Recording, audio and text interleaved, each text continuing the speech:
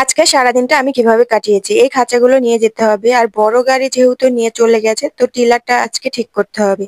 এখানে আমি খাঁচাগুলো নিয়ে আসবো যার কারণে পরিষ্কার করে ফেলেছি। আর এই জায়গাটাতে সুন্দর করে খাঁচাগুলো রেখে দিচ্ছি। খাঁচাগুলো বিক্রিও করে ফেলতে হবে। টিলারের আজকে চাকা চেঞ্জ করতে হচ্ছে।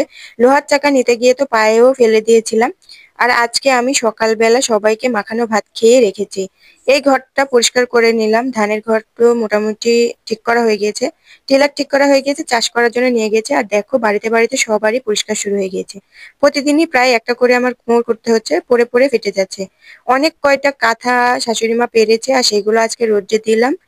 বাক্সের মধ্যে ফেলতে হবে। আর অনেকগুলো খড়ি এখানে উঠানে ছিল সেগুলো আজকে তুলে ফেলতে হবে। মোটামুটি আমার উঠান পরিষ্কার হয়ে গিয়েছে।